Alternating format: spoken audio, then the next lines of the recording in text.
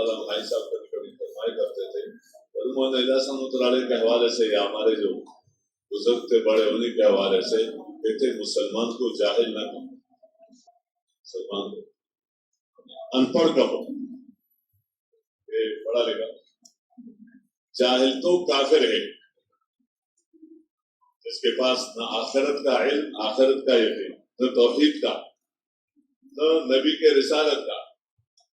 اسی وجہ سے وہ مسلمانوں سے یا علم والوں سے تقاضا رکھتے ہیں کہ تم زندگی اس طرح اختیار کرو جیسے ہم چاہتے ہیں، جیسے ہم چاہتے ہیں، تاکہ تمہارے لیے کیا ہو، خیر کی شکل وجود میں آ جائیں۔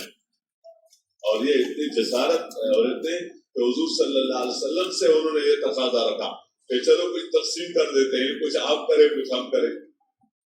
اس پر اگلی بات ہے قل افغیر اللہ تأمرونی اعبد ایھا الجاہلون، اے جاہل تم مجھے کہہ رہے ہو کہ میں اللہ کے علاوہ کسی اور کے سامنے جھکوں اور کی عبادت کروں،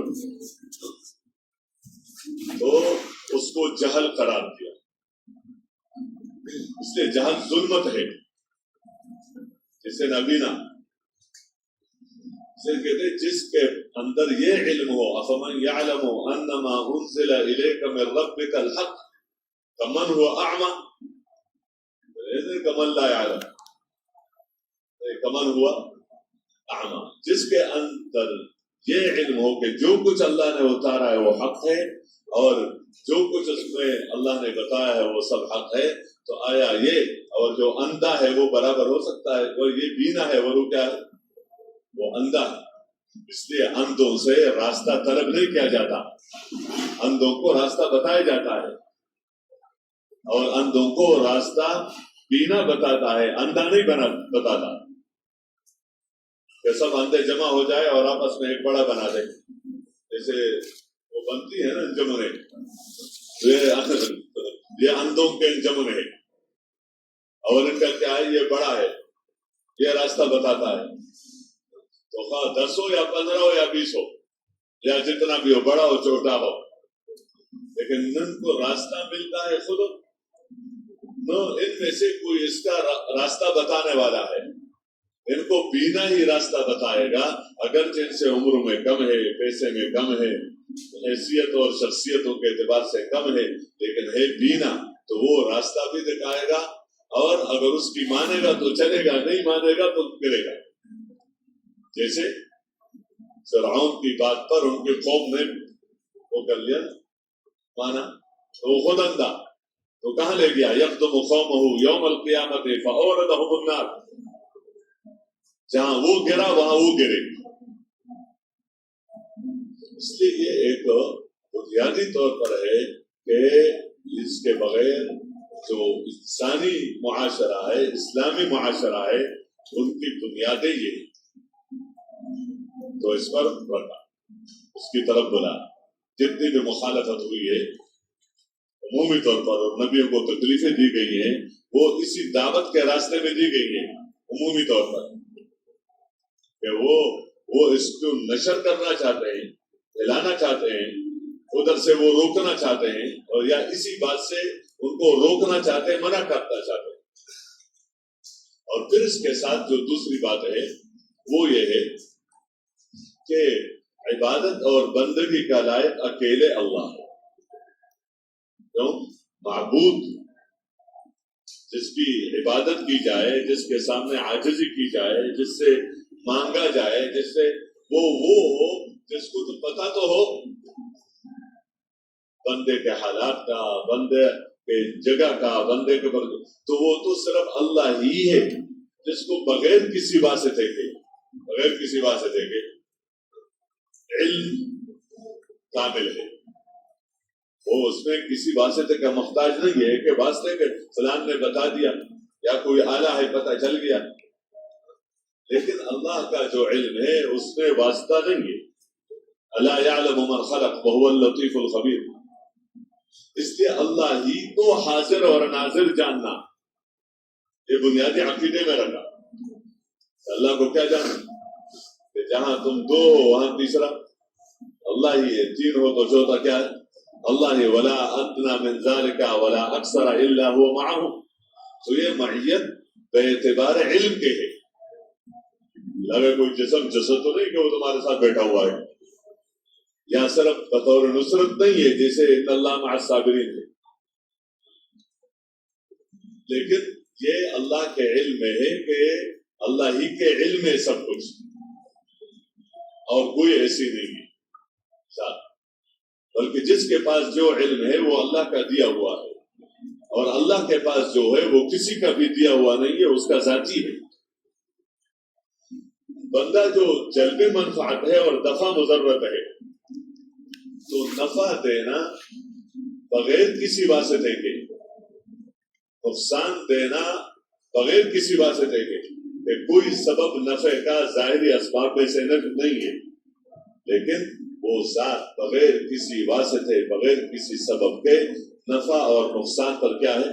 قادر ہے. بس یہ معبود ہے. اس لیے جو ندا اس عقیدے کے ساتھ جہاں بھی ہو اسی کو عبادت قرار دیا. جو ندا مثلا اللہ یعنی کسی کو جو دور ہے اور اس کو پکارا جائے اور اس کے بارے میں یہ ہو کہ یہ جانتا سنتا بھی ہے اور جو میں مانتا ہوں وہ اس پر قادر ہے، وہ مجھے دے.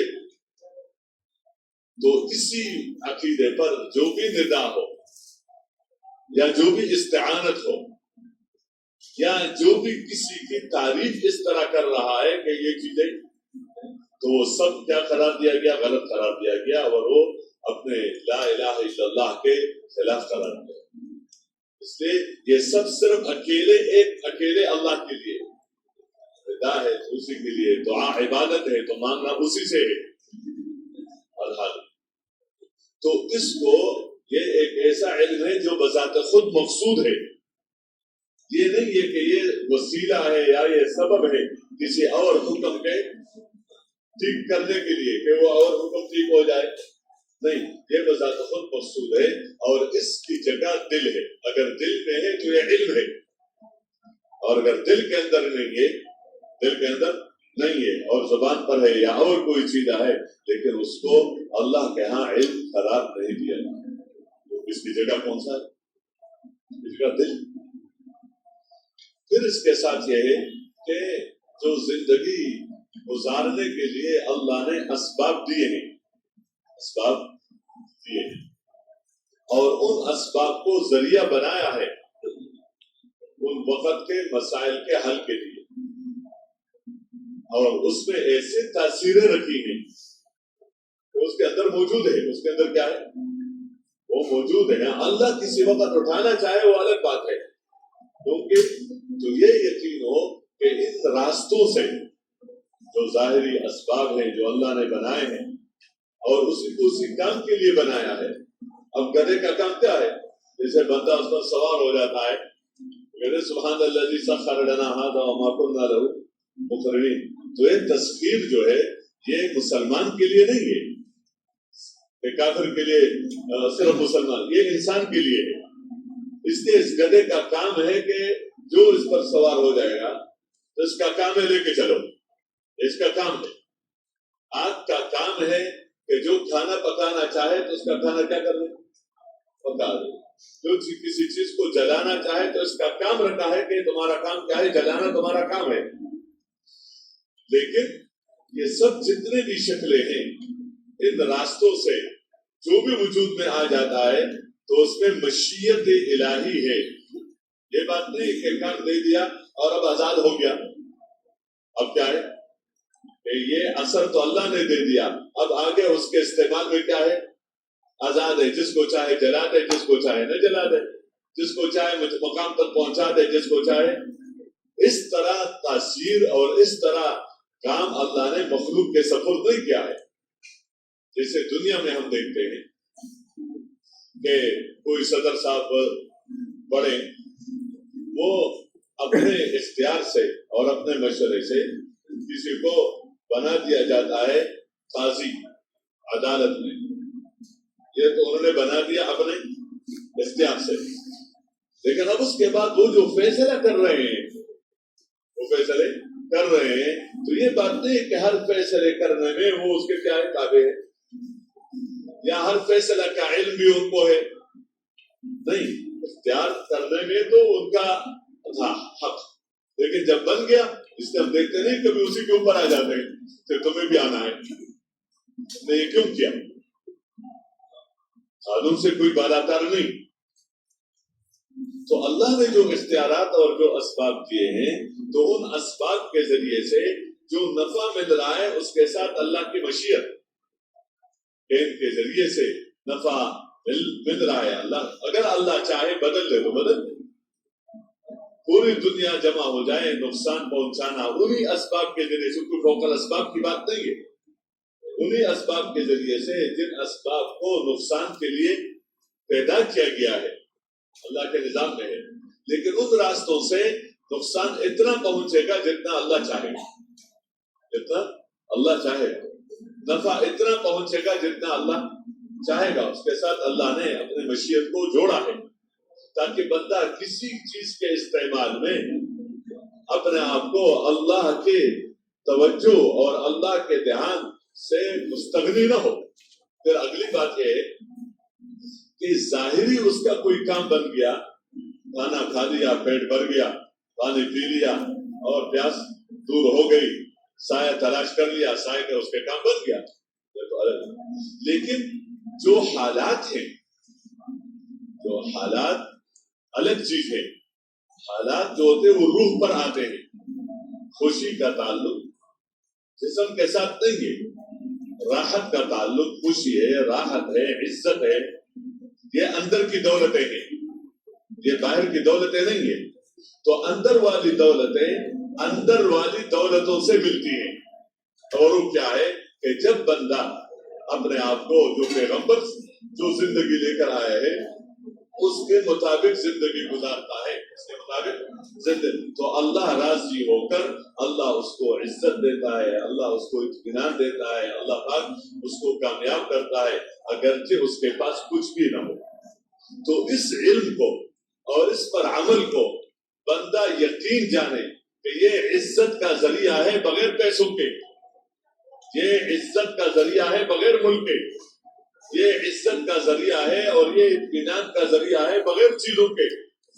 لیکن اگر اس علم میں نقص آ گیا کہ یا اس موقع پر جو کرنا چاہیے وہ نہیں کیا، یا جس طرح کرنا چاہیے تھا اس طرح نہیں کیا، یا جس کے لیے کرنا چاہیے تھا اس جذبے سے نہیں کیا، اس جذبے سے نہیں کیا، تو پھر کیا ہو جائے گا؟ تو پھر باوجود ان سب چیزوں کے پیسہ ہوگا لیکن عزت نہیں ہوگی، ملک ہوگا لیکن ذلت ہوگی. اس یقین کو تاکہ بندہ ہر حال میں اپنے پیغمبر کا امتی سمجھ کر ان کی طرف آئے اور اس کو کامیابی کا یقین سمجھے. جب یہ بات اندر اتر جاتی ہے تو اس کے اندر علم طالبوں کے لیے ہے، بے طلبوں کے لیے نہیں ہے. علم کن کے لیے؟ طالبوں کے لیے ہے. اس لیے اگر بے طلب کو دے دیا گیا، جیسے کسی غرض کی وجہ سے لے رہا ہے، تو جیسے گدھے کے اس میں گلے میں کیا ڈال دیا، ہاتھ ڈال دیا، تو گدھے کو کیا پتا کہ میرے گلے میں کیا ڈالا ہوا ہے، وہ ہاتھ کیا ہے. اس لیے اس کو رکھا کس کے ساتھ؟ طلب کے ساتھ رکھا. اس کو طلب کے ساتھ، اس کا ایک ایک جز. اور طلب وہ ہے کہ بندہ وہ سمجھے کہ میں نے یہ کام میں نے کیا کرنا ہے، مجھے بتا دیں. تو جن کو بتایا جاتا تھا تو اس وقت اس عمل میں اور اس کے طریقے سیکھنے میں اور اس پر دنیا اور آخرت میں کامیابیوں کے یقین میں آپس میں ایسا جوڑ ہوتا تھا کہ ایک ہی وقت میں وہ یقین، وہ علم جس کا تعلق یقین کے ساتھ ہے، ان وعدوں اور وعیدوں کا وہ بھی ہے اور وہ عمل بھی ہے، اور اس عمل سے پہلے جو علم ہے وہ بھی ہے. ان تینوں میں کسی جگہ ایسا نہیں ہے کہ کیا ہے علم ہے عمل نہیں ہے، عمل ہے علم نہیں ہے، یا علم بھی ہے عمل بھی ہے لیکن کیا نام ہے اس پر زندگی بننے پر جو وعدے ہیں اس کا یقین نہیں ہے. یہ تینوں چیزیں الگ کبھی نہیں ہوئی، یہ ساتھ ساتھ چلی ہے. تو ان تینوں چیزوں میں کوئی ایک بھی متاثر ہو جائے، کوئی ایک بھی متاثر ہو جائے، عمل ہے لیکن علم کے مطابق نہیں، اس موقع کا علم ہے لیکن عمل اس پر نہ کر سکا. یہ دونوں ہے، لیکن اس پر جو وعدے ہیں یا اس پر یقین وہ نہیں رہا تو پھر اس کے اثرات ظاہر نہیں ہوتے. اس لیے یہ تینوں چیزیں ہر وقت میں ان کے پاس، اس لیے اس کے تنفیذ میں پھر وقت نہیں لگتا. تنفیذ کیا ہے؟ تنفیذ یہ ہے کہ اگر حکم نماز کا ہے تو نماز کا حکم پورا کرنا، اس کا علم لینا، اس پر کامیابی کا یقین کرنا. حکم روزے کا ہے، حکم زکات کا ہے، حکم حج کا ہے، اور دوسرے احکامات جو نہ کرنے کے ہیں کہ جب پردے کا حکم آیا کیا وہ پردہ کرے، اور یہ گناہ ہے. تو ایک مسلمان کے پاس علم آ جائے کہ غلط ہے اور اس کے باوجود وہ کر رہا ہو، یہ حضرات صاحب کرام کے ماحول میں یہ چیز نہیں. شراب حرام ہے، بس چھوڑ دیا. کچھ واقعات اگر وہ ہے وہ تکوینی طور پر ہے قیامت تک آنے والے انسانوں کے لیے، اور ان کی اس وقت معافی اور بخشش کا اعلان بھی کیا گیا، اور یہ اس سے بھی روکا گیا کہ ان کے تذکرے بھی روکا. وہ الگ چیز ہے جو بالکل ایک محدود اور وہ چیز ہے، لیکن عمومی طور پر ربا ہے اور سود ہے اور یہ سب چیزیں کیا ہے، یہ پھر انہی دولتوں کو اوروں تک دینا. اوروں تک کیا ہے؟ دینا. یہ ان دینداروں کا کام تھا. جیسے نبی کے تو اس طرح جیسے وہاں مقابلے میں کوئی آ جاتا تو بعض کو تو اللہ نے خود ہی اپنے کاروائی کی تھی اپنے طور پر، جیسے زلزلہ ہے فَكُلًّا أَخَذْنَا بِذَنبِهِ بعض کو. لیکن پہلے زمانے میں بھی اور خود ہمارے زمانے میں بھی، ہمارے حضور صلی اللہ علیہ وسلم کے زمانے میں یہ نہیں رکھا کہ وہی نظام چلے، بلکہ وَلَوْ يَشَاءَ اللَّهُ وَلَوْ يَشَاءَ اللَّهُ وَلَوْ يَشَاءَ اللَّهُ لَانتَصَرَ. اگر اللہ چاہتے تو اللہ خود ان سے بدلہ لیتے. جیسے پہلوں کو زلزلوں کے ذریعے سے ختم کیا، ان کے ذریعے سے ختم کر دیا، تو اگر اللہ چاہے تو ان کے ساتھ بھی وہ کرتے، لیکن اللہ نے ایسا نہیں کیا. وَلَٰكِن لِيَبْلُوَ بَعْضَكُم بِبَعْضٍ. اور اس میں پھر اللہ کی حکمتیں تھی، کیونکہ پہلے امتوں کو تو ایک سر عذاب کے ذریعے سے ختم کیا گیا.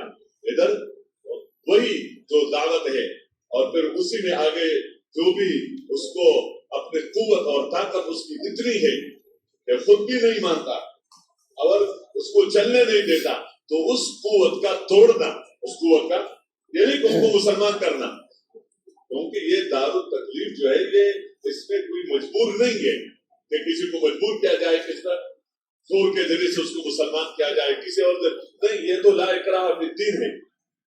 لیکن کوئی خود بھی نہیں ہوتا اور اس کے پاس اتنی طاقت ہے، اتنی قوت ہے کہ اس قوت اور طاقت کی وجہ سے اس چیز کو آگے بڑھنے نہیں دیتا، تو انہی کے ذمہ قرار دیا کہ ان کے قوت کا توڑنا تمہارا کام ہے، تم نہیں کر سکتے ہو، لیکن اللہ تمہارے ساتھ. یہ چیزیں ان کے ذمہ داری رکھ لی، اور پھر اس پر ان کا غلبہ رکھا کہ میرے علم پر دوسرے کا علم کبھی بھی اوپر نہیں آ سکتا ہے. یہ جہاں بھی اگر اوپر نظر آتا ہے جو بھی شکل ہے، اس میں وجہ یہ ہوتا ہے کہ اپنا والا یا پورا نہیں یا خالص نہیں یا اس کے اندر کچھ کیا ہے، کیونکہ الدین یعلو ولا یعلی علیہ. دین کا مزاج ہے کہ یہ اوپر ہی رہے گا تو دیندار اوپر رہے گا. دینداری کی وجہ سے، پیسے اور ملک اور طاقت اور قوت کی وجہ سے نہیں ظاہر، قوت تو ان کو ملتی ہے، لیکن اپنے دینداری کی وجہ سے یہ کیا رہیں گے، یہ اوپر رہیں گے. اور وہ اس میں پھر جو معاشرہ ایسا ہوتا، ایسا نہیں کہ سب متقی بن جاتے، پرہیزگار بن جاتے ہیں یا سب کچھ وہ بن جاتے ہیں. ضرور ہر زمانے میں فاسق فاجر لوگ ہوں گے جو اس معاشرہ کو خراب کریں گے اپنے سے، اس کے لیے پھر آگے حدود اور تعزیرات رکھیں گے. یعنی ایک نظام دیا گیا ہے کہ یہ ہے دین، اور اس دین کو زندہ کرنے کے لیے کیا ہے، کوششیں کرنا. اور اس میں بنیادی طور پر جو ہر زمانے میں ہے وہ یہی چیزیں ہیں، اور اسی علم کو دعوت ہی کے ذریعے سے آگے بڑھایا، اور جو باقی احکامات والا علم ہے وہ اس کے ذریعے سے وہ تعلم اور تعلیم و تعلم کے ذریعے سے بڑھایا، کیونکہ دعوت کے ذریعے سے ان تک پہنچا. جب انہوں نے مان لیا اس کے بعد وہ آئے اور حضور صلی اللہ علیہ وسلم سے کیا سیکھا، اور پھر اسی میں کیونکہ جو بھی اگر عجب پیدا ہو جائے، خدا نخواستہ کوئی حسد پیدا ہو جائے، کوئی کبر پیدا ہو جائے، دنیا کی محبت اندر آ جائے، یا مثلا مثال کے طور پر کوئی ایسی بات اندر آ جائے کہ اسی نازل شدہ چیز میں اپنے ذہن کے اعتبار سے کوئی افراد کرے یا تفریح کرے، ان سب چیزوں کو سنبھالنا پیغمبر کا کام ہوتا ہے۔ تو یہ سب کچھ اللہ نے علماء کو دیا، جن کے پاس ہے علماء، اور جو علماء کے پاس ہے وہ لوگوں کے پاس ہے کیا کیا لوگوں کے پاس تو نہیں ہے۔ اچھا، جو اس کو سیکھنا چاہتے ہیں وہ کتنے ہیں، اور جو نہیں سیکھنا چاہتے ہیں اس وجہ سے کامات اس کی ضرورت ہی نہیں ہے، بلکہ ان کا ذہن اتنا گندا ہو گیا ہے کہ وہ کہتے ہیں ہمیں اس کی ضرورت نہیں ہے، لیکن ان کو ہمارے پیسوں کی، ہمارے علوم کی، ہمارے پاس جو کچھ جو چیزیں ہیں اس کی ضرورت ہے، ان کی زندگی اس کے بغیر نہیں بن سکتی جو ہمارے پاس ہے، ہماری زندگی تو اس کے بغیر بنی ہوئی کو ہم کہاں تک پہنچ سکتے ہیں۔ اب یہ جہالت اور یہ نقصان یہ کن کے ذریعے سے ختم ہوگا؟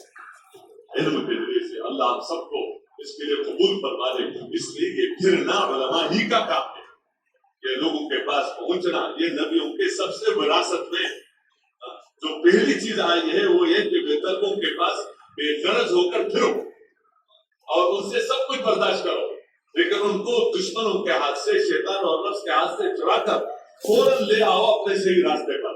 جب آ جائیں گے اس کے بعد جو آپ کہو گے وہی کریں گے، جس سے آپ منع کریں گے وہی مناؤ۔ باپ بھی اگر اس سے منع کرے اور آپ نے حکم دیا تو وہ باپ کی نہیں مانے گا تمہارے مانے، بیٹے کی نہیں مانے گا تمہارے مانے، بادشاہ کی نہیں مانے گا تمہارے مانے گا، لیکن بشرطے کہ ان کے اندر وہ جوہر تو آ جائے۔ اسی کے لیے یہ سال اصول اور آداب کے ساتھ بتایا جاتا ہے، یہ ایک راستہ ہے۔ اللہ ہم سب کو توفیق دے۔ اگر بندہ اپنے آپ کو اس کے محتاج سمجھے اور اپنے علوم کو دنیا میں پھیلانے کے لیے اس کو ایک سبق سمجھے، جیسے پڑھنے پڑھانے کو سبق کہا جاتا ہے، اس طرح اس کو ایک ذریعہ سمجھے پورے دنیا میں اس خیر کے وجود کے لیے اور ان سب شکلوں کے وجود میں آنے کے لیے، اور پھر اللہ سے مانگتا رہے۔ اللہ بہت کریم ہے، رحیم ہے، مہربان ہے۔ اللہ پاک ایک ایک سے پتہ نہیں کتنے کتنے قوموں میں کام لیتا ہے، پہلے بھی لیا ہے، آج بھی لے رہا ہے، آئندہ بھی لے گا، بس صرف اپنے آپ کو پیش کرنے کی ضرورت ہے۔ تو بھائی ہم اس کے لیے نیتیں کر لیں کہ انشاءاللہ یہ ہمارا ہی کام ہے، ان کا کام یہ ہمارا ہی کام ہے۔ اپنے کام کو خود سنبھالنا، اپنے کام کو خود کرنا، اپنے کام کو ہر حال میں کیا ہے آگے بڑھانا، یہ ہماری ضرورت ہے۔ تو اس کے لیے تیار ہے؟ تو آپ کے اسپیکٹ میں بھی کوئی ایسا بھی ہے جو چلنے کے لیے آیا وہ کہتے ہیں میں سال لگا کر جاؤں گا، یا سب سال کے لیے آئے؟ ایسا اگر کوئی ہو تو بتا دو، چلنے سے سال وہ ہمارے کوئی سب۔ اور ہاں جی ماشاء اللہ، اور جی کافی تو سال کے لیے آئے ہیں۔ ٹھیک ہے، سبحانک اللہم و بحمدک، اشہد ان لا الہ الا انت۔